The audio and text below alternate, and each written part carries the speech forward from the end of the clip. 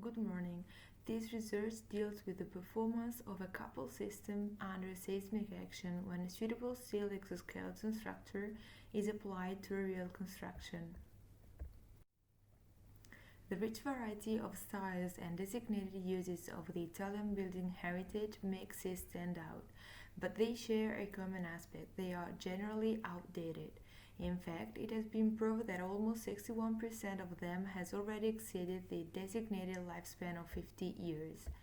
The outcome is significant because the prevalence of buildings devoid of an adequate seismic design and energetic monitoring is evident. So, safety assessment and structural vulnerability have finally taken a leading role. As reported in the document for A2B European Initiative, more than a third of total greenhouse gas emissions derive from them. Thus, innovative ideas and advanced technological solutions should lead the way to take safer and more sustainable measures that must be applied above all to existing buildings.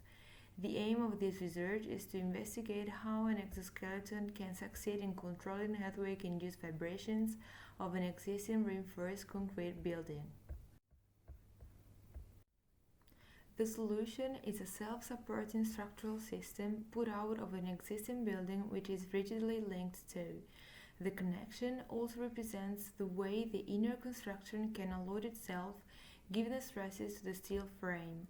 External structures allow to reduce business downtime and to avoid residents' relocation thanks to the working processes that are done from the outside. They restore the designated lifetime, bringing also a new aesthetic shape, and additional housing or public spaces can be provided as well. They bear seismic loads aiming at protecting the existing frame structure and preventing its damage during earthquake actions. Moreover, they can enhance economic and environmental effectiveness of the resulting system by updating the structure to the current sustainable needs. First of all, the primary structure is part of the school complex named the Martelli Ruffini, which is set in Bordighera. It is an isolated building made up of 3 stories over the basement. Floor plans are irregular and it reaches almost 75 times 20 meters.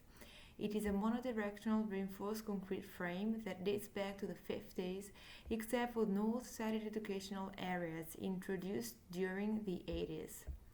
Starting with the original construction, a finite element model has been designed using the structural analysis software CDS-WIN, with whom floor slabs have been intended to have an in-plane rigid behavior. From now on, it will be also indicated with capital letter U that stands for uncoupled structure to distinguish it from C of the final coupled system. Seismic adjustment has been carried on by the introduction of a self-supporting steel exoskeleton, which stands next to the existing construction but lies on its own rigid foundations. It rises from the planking level to the top on the entire facade, and the structural elements it is made of are pillars, beams, and diagonals. The introduction of the exoskeleton has enabled to make a more regular floor plan, as shown here. Amongst the results of the linear dynamic analysis, the comparison between model properties of the primary construction and those of the coupled system revealed higher frequencies because of the increase in stiffness due to the steel exoskeleton. Just focusing on the main 3 modes, the first one goes through a rise of 164% in frequency and the period almost reduces to 1/3. Frequency of the second translational mode upsurges of 186%. Rotational mode is relevant while considering the existing irregular building, but is nearly annulled when the exoskeleton is introduced, as it can be checked from mass ratio values. So, the external structure has reached the greatest possible planar regularity. For damage limit state, peak floor displacements decreased at least by 80% along both directions at the top, and inter-story drift ratios are fully less than the limit established by the standards, so verification have been validated. In fact, the ratio of the primary structure fluctuates from 1/3 and 1/5 less than 5 per thousand, while the ratio referred to the coupled system is at most a 20th of it. Speaking of life safety limit state, floor displacements are clearly higher, but they never still overcome 9 mm. Along its direction, the retrofitted structure achieves a huge reduction in displacements at the top from 48 to 6 mm. Thus, it is equal to minus 87.5%. In the transverse y direction, it decreases of 83%. Concerning trends are illustrated. Another subject to tackle is the stiffness of the two structures, whose values have been derived from pushover analysis. It has been focused on both stiffness ratios between the retrofitted system and the existing building and planar regularization to minimize the eccentricity that is created between the gravity center and stiffness center in order to reduce torsional effects due to earthquake actions. In fact, according to the standards, the stiffness of the coupled system must be at least 85% of the total. In other words, stiffness ratios must overtake 6.66. Two examples with the relating positive results are reported. Moreover, interesting reductions in terms of peak shear forces and base shears of the existing building have been found for life safety limit state. The exoskeleton causes an increase in reactions because mass, stiffness, and frequencies have grown. Nevertheless, from here on the coupling starts working since the forces simply acting to the primary structure are considerably reduced compared to the existing construction. As it can be seen, total base shear increases in one direction as well as in the longitudinal x direction. An evident reduction in shear force is highlighted for the existing component of the coupled system in both directions, which corresponds to more than 3 times lower. So, the primary building just gets almost a quarter of the seismic actions than it currently happens.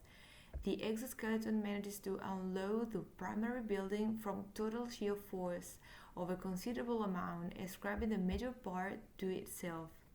This behavior comes from the incorporation of compressive forces made by the exoskeleton, then turns them into horizontal components. To be exact, more than 86% of base shear force along each direction refers to the external structure. Let's move on materials. This table indicates all the steel sections that have been employed to build the exoskeleton, classifying them according to some specific data.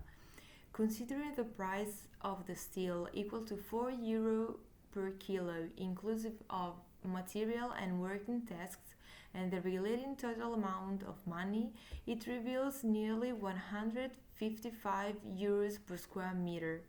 This is a promising result with respect to the estimated cost of almost €800 per square meter for a traditional adjustment of an existing building.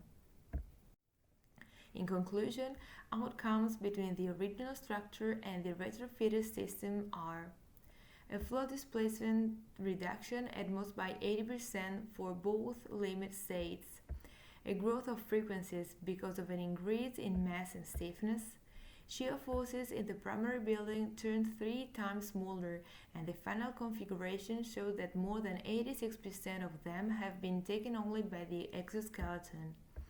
Cost of operations is fully lower than the price required by a standard adjustment.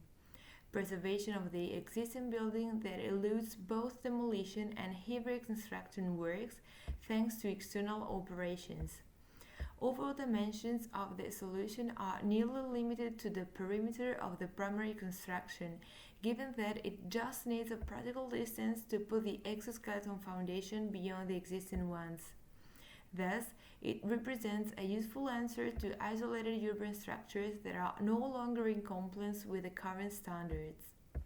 As a result, the exoskeleton structure can face the problem of seismic adjustment of existing constructions, even giving them the chance to gain new energetic and aesthetic features. Thank you for listening.